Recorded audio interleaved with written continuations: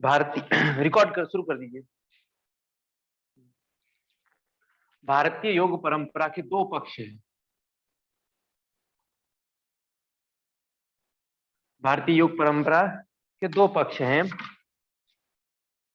एक पक्ष विचार पक्ष है, दूसरा पक्ष तप पक्ष है। इस विचार को योग कहते हैं, जो योग सामान्यतः योग सूत्र में वर्णित है, जो श्रीमद् भगवत गीता में वर्णित, जो विचार परक है, जो मानसिक भाव है, मानसिक भाव है। दूसरा जो योग है तप, महर्षि व्यास जी ने भी कहा है कि तपस्वी के बिना योगी नहीं बन सकता, योग सिद्ध नहीं हो सकता। तो दूसरा जो तप के अंतर्गत आता है वह हठ योग है। वह क्या है? हठ योग। हठ क्रियाएं इस तप के अंतर्गत आते हैं। तो ये भारतीय अध्यात्म परंपरा या योग परंपरा दो चीजों से मिले, एक विचार, एक तप। जो तप है ये हठ, सामान्यतः हठ शब्द अर्थात बल, बलात्, जिसको बलपूर्वक किया जाए, शक्ति लगाकर किया जाए, अपनी क्षमता से अधिक प्रयत्न किया जाए, अपनी क्षमता से अधिक प्रयत्न करना हठ कहलाता है। लेकिन हठ योग का यह अर्थ नहीं है। हठ का सामान्य अर्थ तो बलपूर्वक, बला, जिद। ठीक है, अपने यहाँ हठ अर्थात जिद कर ली, हट कर रही है। बाल हट प्रसिद्ध है, राज हट प्रसिद्ध है, प्रिया हट प्रसिद्ध है अपने यहाँ। तो हट वो है, लेकिन यहाँ हट वो नहीं है, यहाँ हट भिन्न है। यह एक भारतीय अध्यात्म योग परंपरा का एक प्रक्रिया है, जिसके अंतर्गत शरीर और प्राण को नियंत्रित किया जाता है। शरीर और प्राण। तो जो शरीरगत या जो प्राणगत अभ्यास है, प्रक्रिया है, वह प्रक्रिया हठ योग के नाम से जानी जाती है। जो प्रक्रिया विचारगत है, विचार के ही निकट घूम रही है, थॉट प्रोसेस, वह हमारा योग है। वह हमारा योग है पूरा का पूरा। इस योग का भी उद्देश्य इसी को प्राप्त करना है, विचारों की उत्कृष्टता। यहाँ विचारों की उत्कृष्टता है और यहाँ शरीर की शुद्धता है। तो यहां से स्वस्थ शरीर पाया जाता है, तो यहां से मन को स्वच्छ किया जाता है, मन को स्वच्छ किया जाता है। तो स्वस्थ शरीर, स्वच्छ मन। हठ योग कहता है कि यदि प्राण को, शरीर को शुद्ध कर ले तो मन स्वतः शुद्ध हो जाता है, मन भी शुद्ध हो जाता है, और मन शुद्ध हो जाता है तो जीवन भी शुद्ध हो जाता है। तो ये दो प्रक्रियाएं हैं अपने यहाँ, दो प्रक्रियाएं हैं। लेकिन हठ योग जब शुरू करते हैं तो ये थोड़ा भिन्न स्वरूप प्रकट करता है, भिन्न स्वरूप प्रकट करता है। हठ योगा तो योग की एक शाखा है। योग की अनगिनत शाखाएं हैं। 18 योग तो श्रीमद् भगवत गीता के मान लो। फिर योग सूत्र में भी क्रिया योग, ठीक है, अष्टांग योग इत्यादि है। तत्पश्चात वैदिक वांग्मय का मान लेते हैं तो उपासना योग, क्योंकि ज्ञान योग, कर्म योग तो श्रीमद् भगवत गीता में आ जाते हैं। तो अन्य योग अपने यहाँ वर्णन है, उनमें एक हठ योग भी है। ये हठ योग ऐसे नहीं कि पिछले 10वीं सदी से हैं। रामायण काल में देखेंगे तो तप के रूप में, फंडामेंटल में पढ़ेंगे, तप के रूप में ये प्रकट होता है। तपस्वी अपने में बोलते हैं ना भयंकर तप, तो घोर तप क्या करते थे, तो तप अपने यहाँ सारे राक्षस तपस्वी थे, तो तप हठ योग था, हठ योग था। इस हठ योग के जनक, क्योंकि योग परंपरा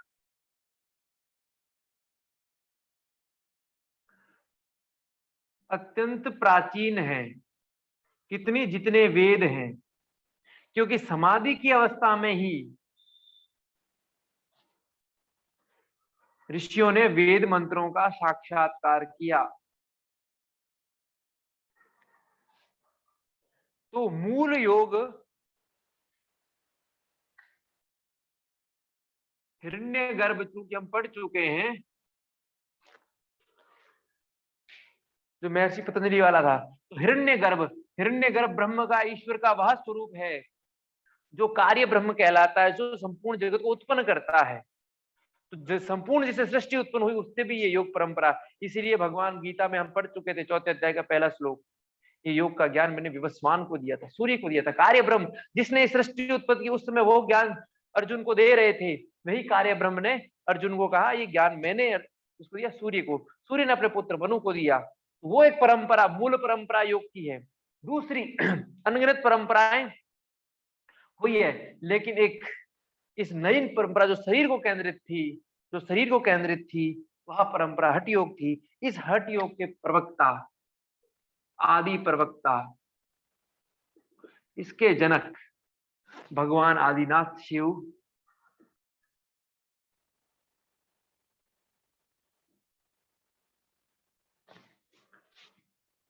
ये समस्त हठ योग ग्रंथ कहते हैं। हठ योगिक ग्रंथों में ये वर्णन है। आदिनाथाय तू नमस्ताय, आदिनाथ, ठीक है, तो आदिनाथ को नमस्कार करके वो कहते हैं कि इस योग के आदि प्रवक्ता, किसके, हठ योग के, योग के नहीं। तो आदि योगी शब्द भगवान शिव के लिए कह सकते हैं, लेकिन अतिशयोक्तिपूर्ण है, अर्थात ये अपूर्ण शब्द है। आदिनाथ बिल्कुल शब्द सही शब्द है। हठ योग के आदि वक्ता है, आदि प्रवक्ता है, आदि योग के, हठ योग के, योग के नहीं। क्योंकि हठ योग की परंपरा प्रचलित भारत में 8वीं सदी के पश्चात हुई है। मूलतः 10वीं सदी मान लेते हैं, यही गुरु गोरक्षनाथ का समय है। उसके पश्चात, उससे पहले ये योग परंपरा विकसित नहीं थी। भगवान शिव प्राचीन से प्राचीनतम है। भगवान का शिव का वर्णन वेदों में भी आता है। इन्हें स्वयंभू कहते हैं, जो स्वयं उत्पन्न हुए हैं। ये स्वयंभू है, कार्य ब्रह्म नहीं है, इनके कारण सृष्टि उत्पन्न नहीं हुई है। ईश्वर है, इनकी अपनी सत्ता, स्वतंत्र सत्ता विद्यमान है, लेकिन उत्पत्ति सत्ता नहीं है, उत्पत्ति सत्ता नहीं है, उत्पत्ति सत्ता हिरण्यगर्भ है।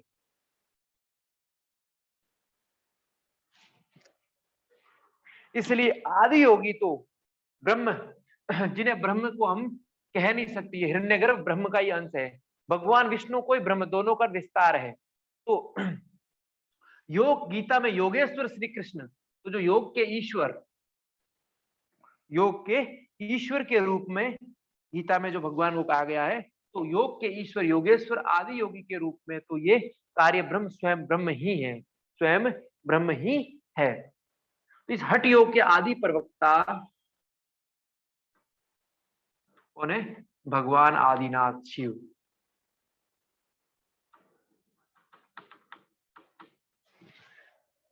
तंत्र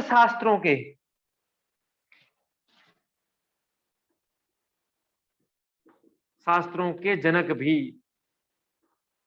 कौन है? भगवान शिव।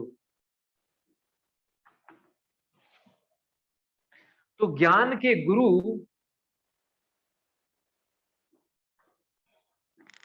भगवान शंकर है, तो योग के गुरु भी शंकर है।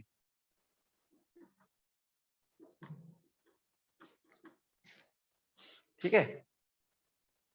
कृष्ण वंदे, कृष्ण भी है, कृष्ण वंदे जगत गुरु। ये ज्ञान और हठ योग तंत्र और हठ दोनों के दोनों शरीर से संबंधित है। योग सूत्र और अन्य योग शरीर से भिन्न है, शरीर से भिन्न है। वो पूर्णतया चेतना को लक्ष्य करके कहे गए हैं और ये पूर्णतया शरीर को लक्ष्य करके गए हैं, शरीर और भौतिक संपदाओं की प्राप्ति के लिए। यहाँ भौतिक संपदाओं का कोई ज्यादा महत्व नहीं दिया गया है, यहाँ आध्यात्मिक संपदाओं आत्मज्ञान का ही अधिक महत्व दी गई है, महत्व दिया गया है। यहाँ पर शरीर स्वस्थ हो, शरीर सुगठिल हो, सिद्धियां प्राप्त हो, ठीक है, भौतिक वस्तुएं प्राप्त हो, इत्यादि पर ध्यान दिया गया है तंत्र और हठ योग। तो तंत्र भी मूलतः अप्लाइड साइंस है, जिसके माध्यम से भौतिक संसाधनों, भौतिक सुविधाओं, तकनीकों का निर्माण और उनसे संबंधित पदार्थों का, वस्तुओं का निर्माण और विकसित करना है। और हठ योग से संबंधित शरीर को शक्तिशाली बलवान बनाना है, शरीर को विशेष शक्तियों से भरना है, या शरीर के भीतर की विशेष शक्तियों को जागृत करना है। यहाँ मूल जो योग दर्शन है या योग शास्त्र है, उसमें ऐसा नहीं है। यहाँ शरीर केंद्रित नहीं, वहाँ आत्म चेतना, वहाँ चेतना के ज्ञान को और केवल्य को लक्ष्य करके कहा गया है। वहाँ केवल्य लक्षित है, यहाँ सिद्धियां लक्षित है, यहाँ सिद्धि लक्षित है, और यहाँ मुक्ति अपवर्ग केवल्य, संपूर्ण दर्शन शास्त्र दुखों से मुक्ति का, और यहाँ पे सिद्धि। तो ये आधुनिक विज्ञान कह सकते हो,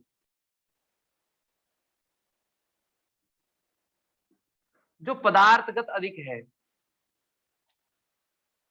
जो पदार्थगत, और ये वह विज्ञान है जो चेतना का है, ये चेतनागत विज्ञान है, ये चेतनागत, इसलिए विचार जगत का है और ये शरीर जगत का है, शरीर जगत का है। भगवान शिव, चाहे पुराणों में देखेंगे, तंत्र शास्त्रों में देखेंगे, तो एक चीज दोनों में, तीनों में, तंत्र शास्त्र, हठ योग के कई ग्रंथों में और पुराणों में, भगवान शिव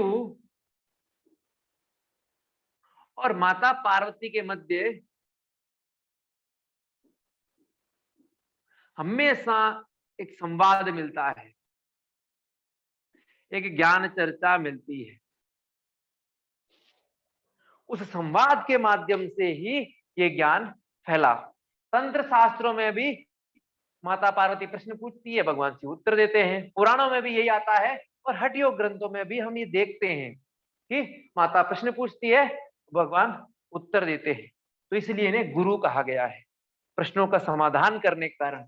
ऐसा ही हठ योग के संबंध में कहा गया है कि माता पार्वती को भगवान योग का ज्ञान दे रहे थे, तब मछली के रूप में, मछली के रूप में, मानसरोवर में कह सकते हो कि मत्स्य रूप में,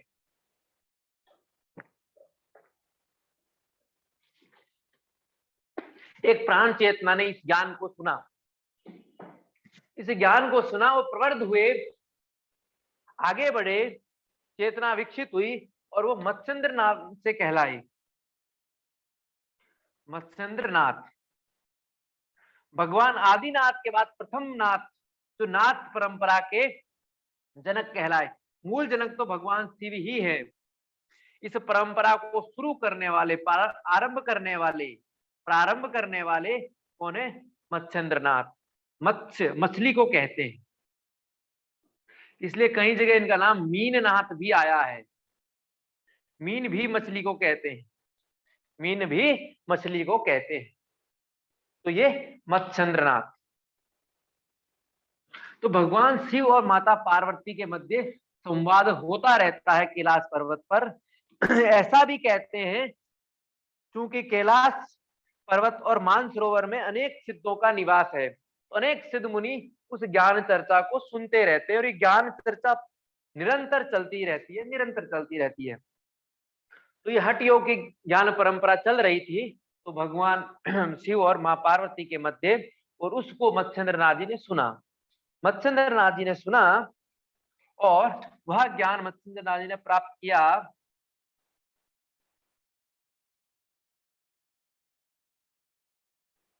इन्होंने ये ज्ञान प्राप्त किया और इस ज्ञान परंपरा को उन्नत करते हुए सिद्ध मत्स्येंद्रनाथ घूम रहे थे धरती पे, भारतवर्ष में भ्रमण कर रहे थे। भ्रमण करते करते एक जगह भिक्षा लेने जाते हैं, तो भिक्षा लेने जाते हैं तो एक माता को दुखी पाते हैं। तो माता को पूछते हैं आप दुखी क्यों हैं, आप दुखी क्यों हैं? तो वो माता बोलती है मेरी संतान नहीं है, मेरी संतान नहीं है इसलिए मैं दुखी हूं। तो मत्स्येंद्रनाथ जी एक फल देते हैं निकाल कर, बोले आप इसको खा लेना, आप इसको खा लेना, आपको संतान उत्पन्न हो जाएगी। माता फल ले लेती है लेकिन माता को संशय हो जाता है, माता को संशय हो जाता है, वो खाती नहीं है और वह फल बाहर कूड़े में फेंक देती है। कुछ लोग ऐसा कहते हैं और कुछ लोग कहते हैं, वर्णन है शास्त्रों में कि वो गाय को खिला देती है। गाय गोबर कर देती है, गोबर बाहर ढेर में लगा दिया जाता है या उस ढेर में उस फल को फेंक दिया जाता है। ठीक 12 वर्ष पश्चात, ठीक 12 वर्ष पश्चात मत्स्येंद्रनाथ जी आके बोलते हैं अलख निरंजन, माता माता वो आपका संतान कहाँ है, आपका पुत्र कहाँ है? तो माता बोलती है मैंने तो फल खाया ही नहीं, मैंने तो फल खाया ही नहीं। तो पूछते हैं वो फल कहाँ फेंका आपने या कहाँ? तो वहां वो जाते हैं और गोबर में से वो गोरखनाथ जी को निकालते हैं, गोरखनाथ जी को निकालते हैं। तो उस गोबर से प्रकट होने के कारण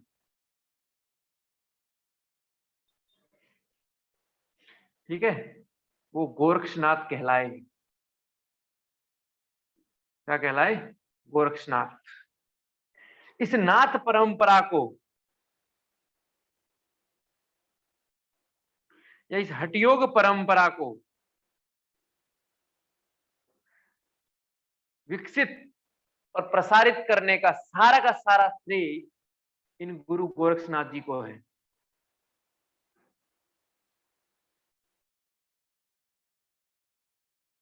संपूर्ण हठयोग परंपरा इन्हीं पर केंद्रित, इन्होंने ही इसके ग्रंथ लिखे, इन्होंने ही ज्ञान दिया, कितनों को ज्ञान दिया, ये भी अजर अमर माने जाते हैं, अजर अमर माने जाते हैं। अजर इन जो बूढ़ा नहीं होता, अमर इन जो मरता नहीं। तो ये भी सारा शरीर क्योंकि माँ के गर्भ से उत्पन्न नहीं हुए, माँ के गर्भ से उत्पन्न नहीं हुए हैं, इसलिए अजर अमर माने जाते हैं। तो इस प्रकार ये गुरु गोरक्षनाथ जी का जन्म हुआ और गुरु गोरक्षनाथ जी क्योंकि जन्म ही दिव्य है तो कर्म तो दिव्य होना ही है, कर्म तो दिव्य होना ही है। और ये हठ योग के लगभग 40 से अधिक ग्रंथ जो अवधि इत्यादि भाषा में ब्रज अवधि और संस्कृत भाषा में इन्होंने लिखे और भर्तहरि से लेके अनगिनत शिष्य इनके हैं। और नाथ संप्रदाय लगभग भारत का ऐसा कोई राज्य नहीं है जहां नाथ संप्रदाय नहीं है। पूर्व में असम से लेके कामरूप से लेके बंगाल से लेके राजस्थान गुजरात पर्यंत, राजस्थान पश्चिम पर्यंत, उत्तर में हिमालय से लेके दक्षिण में कर्नाटक आंध्र तक, कर्नाटक आंध्र तक ये नाथ संप्रदाय फैला हुआ है, नाथ संप्रदाय फैला हुआ है। तो गुरु गोरक्षनाथ जी ने इस नाथ परंपरा को, इस योग परंपरा को आगे बढ़ाया, इस नाथ परंपरा को। इसलिए स्वामी स्वात्मा राम जी हठ प्रतिपिका शुरू ही पहले भगवान शिव को, तत्पश्चात गुरु नाथाय, गुरु रूप में नाथ को, नाथ परंपरा के सदगुरु को प्रणाम करके आरंभ करते हैं, आरंभ करते हैं। संस्कृत में हठ शब्द हठ धातु में अच प्रत्यय लगने से बना है। हठ धातु में अच प्रत्यय से, जिसका अर्थ होता है बल पूर्वक की गई क्रिया। बलपूर्वक अर्थात शक्ति लगाकर की गई क्रिया, की गई क्रिया या किया गया अभ्यास, किया गया अभ्यास हठ कहलाता है, हठ शब्द कहलाता है। फोर्सफुली, जिसको फोर्सफुली किया जाता है वह हठ है, वह हठ है। बलपूर्वक अर्थात बल के द्वारा, बल से क्रियाओं का संपादन करना, फोर्सफुली कुछ एक्शंस का, कुछ एक्टिविटी का होना या करना हठ है। क्या है? हठ है। अब हठ योग, हठेन योग, हठ योग, हठेन योग, हठ योग, हठेन तृतीय विभक्ति, हठ के द्वारा, हठ के द्वारा जो योग संपादित किया जाता है, जो योग संपादित किया जाता है वह हठ योग कहलाता है, वह हठ योग कहलाता है।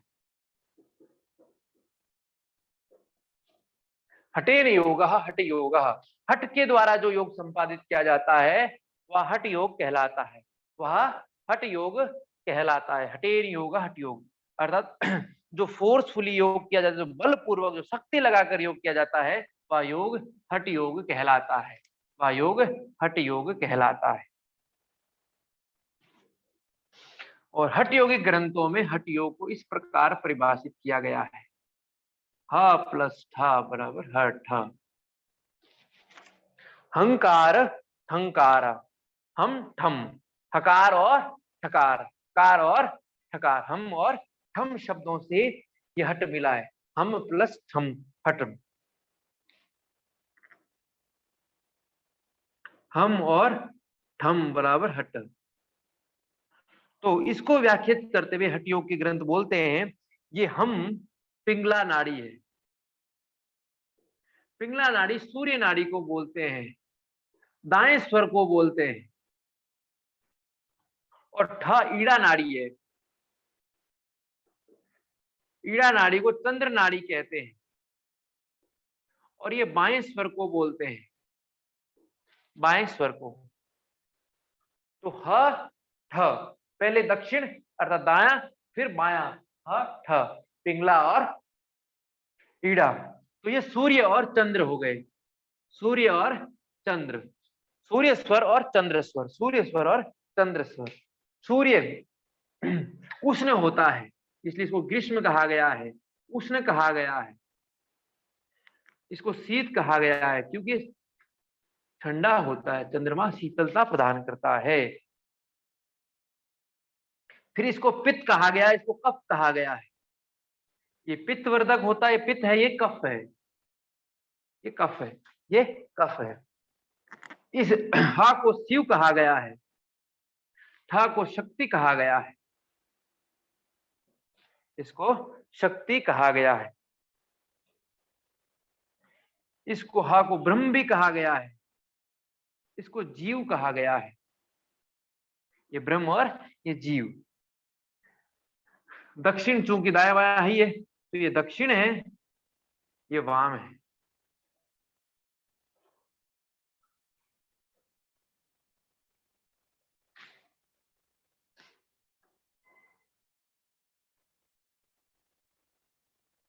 तो इत्यादि नामों से इसको पुकारा गया है।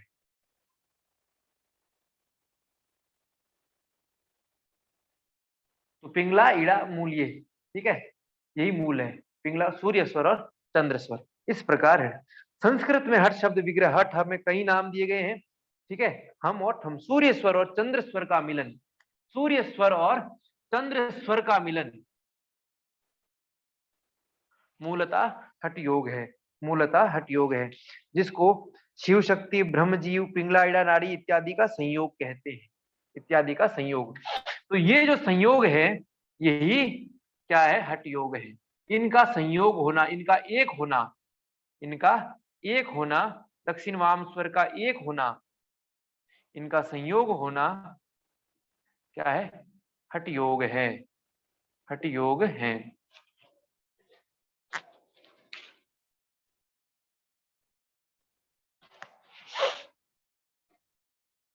जब ईड़ा और पिंगला नाड़ी एक समान स्वर चलने पर, जब ईड़ा और पिंगला, ये ईड़ा और पिंगला, इनका स्वर एक समान चले तो स्वर ऊर्ध्व होकर कहां चलने लग जाता है? सुषुम्ना में। सुषुम्ना में, ये सुषुम्ना में जाना ही हठ योग है। स्वर का ईड़ा पिंगला से सुषुम्ना में प्रवाहित होना, प्राणों का ईड़ा और पिंगला से प्रवाह सुषुम्ना की ओर होना क्या है? हठ योग है, हठ योग है। सुषुम्ना नाड़ी के निरंतर चलने से शरीर कुंडली शक्ति का जागरण होता है। ये सुषुम्ना निरंतर चलेगी, इसमें प्राणों का होगा तो इसमें घर्षण उत्पन्न होगा। इस घर्षण के फलस्वरूप इस सुषुम्ना में कुछ विशेष ऊर्जा के केंद्र हैं, उनमें से सबसे विशेष ऊर्जा कुंडलिनी ऊर्जा कहलाती है, अर्थात मूल ऊर्जा। इस जीवन की मूल ऊर्जा, क्योंकि बार बार घर्षण होता है तो उस घर्षण के फलस्वरूप वह ऊर्जा जाग जाती है, वो जागती है, वह ऊर्जा तो ऊपर उठती है इस सुषुम्ना के साथ, और इसका ऊपर उठना, मूलाधार से सहस्त्रार में जाना, ये कुंडली जागरण कहलाता है, कुंडली जागरण कहलाता है। क्योंकि वह ऊर्जा इस तरह होती है जैसे कुंडली होती है। कुंडली अर्थात जलेबी, जिस प्रकार जलेबी रहती है, ठीक इसी प्रकार वह एक ऊर्जा केंद्र रहता है, वह एक ऊर्जा केंद्र रहता है। वह ऊर्जा केंद्र प्राणों के निरंतर सुषुम्ना में संचार होने के कारण वहां एक विशेष घर्षण, वहां एक विशेष स्फूर्णा उत्पन्न करता है। उस स्फूर्णा, उस ऊर्जा, उस घर्षण के फलस्वरूप वह शक्ति केंद्र जाग उठता है, और उस शक्ति केंद्र के जाग उठने से वो जो प्रक्रिया चलती है वह कुंडली जागरण की प्रक्रिया कहलाती है, षठ चक्र भेदन की प्रक्रिया कहलाती है, ग्रंथि भेदन की प्रक्रिया कहलाती है, जो हठ योग शास्त्रों में हम अध्ययन करते हैं, अध्ययन करते हैं। अब विभिन्न प्रकार के हठ योगिक शास्त्रों में हठ योग की परिभाषा, तो उपनिषदों से शुरू करते हैं। तो हठ योग की परिभाषा योग सिखो उपनिषद के अनुसार, ये योग सिखो उपनिषद लगभग योग बीज ग्रंथ पढ़ेंगे, दोनों लगभग समान रूप से एक जैसे हैं, लगभग पूरा, लगभग थोड़े बहुत अंतर है, ज्यादा नहीं है। तो योग सिखो उपनिषद बोलता है, हकारेण तु सूर्य स्यात् ठकारेण तु इंदु उच्यते सूर्य चंद्रमसो ऐक्यम हठ इति अभिधीयते। हकारेण तु सूर्य, ठकारेण तु चंद्र, ठकार क्या है? चंद्र, ठीक है। यहाँ इंदु कहा है, क्या कहा? इंदु, चंद्र का एक नाम इंदु भी है। फिर आगे बोलते हैं सूर्य चंद्रमा का एक होना, सूर्य चंद्रमसो ऐक्यम, सूर्य चंद्रमसोर ऐक्यम हठ इति विधीयते, हठ विधीयते, हठ कहलाता है, हठ योग कहलाता है। तो सूर्य और चंद्रमा का, ये सूर्य स्वर है, चंद्र स्वर है, इनका एक होना, इनका एक होना क्या कहलाता है? हठ योग। कभी ये सूर्य स्वर चलता है, कभी चंद्र स्वर चलता है, इनका ऐसा हो जाना कि एक हो जाना। अब स्वर ये सुषुम्ना में चल रहा है, ये प्रक्रिया हठ योग कहलाती है। क्या कहलाती है? हठ योग कहलाती है। फिर शिव संहिता में वर्णन है, फिर शिव संहिता में क्या वर्णन है? प्राणापानौ नाद बिंदु जीवात्म परमात्मनौ मिलित्वा घटते यस्मात् तस्मात् वही घट उच्यते। यहाँ हटियों को घट कहा गया है, यहाँ हटियों क्या है? घट। तो क्या कहा? प्राण अपान, प्राण अपान, नाद बिंदु, नाद बिंदु, जीवात्म परमात्मनो,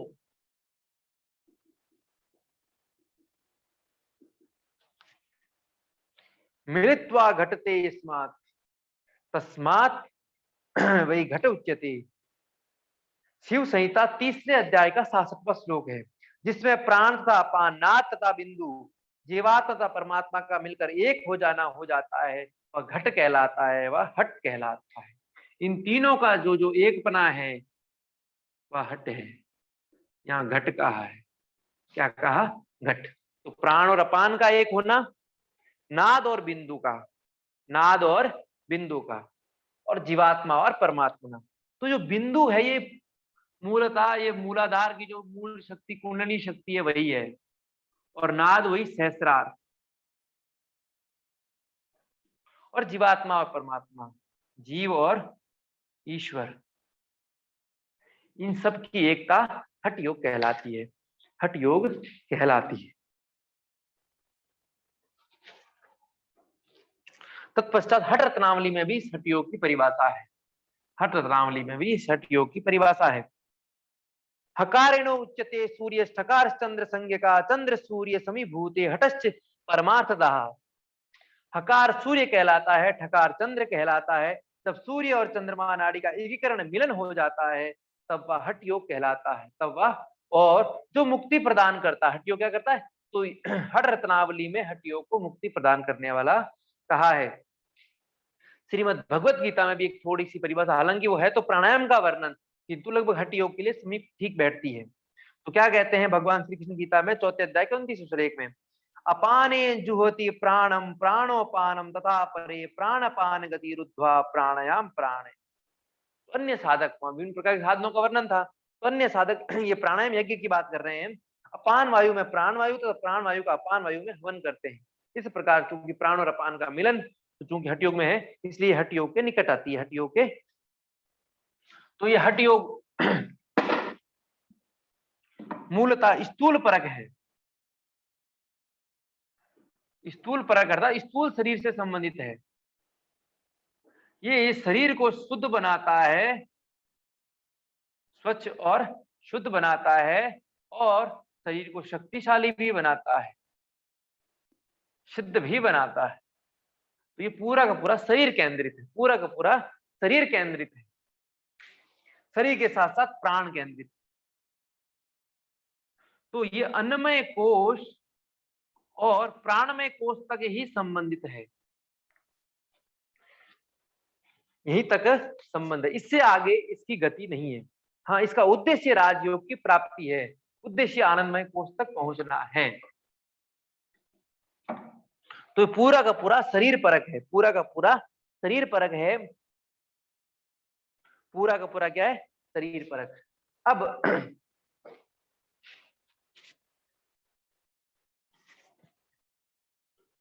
इस हठ योग का अध्ययन ग्रंथ के अनुसार करेंगे तो इसका जो पहला ग्रंथ हम अध्ययन करेंगे वो हठ प्रदीपिका है, हठ प्रदीपिका है।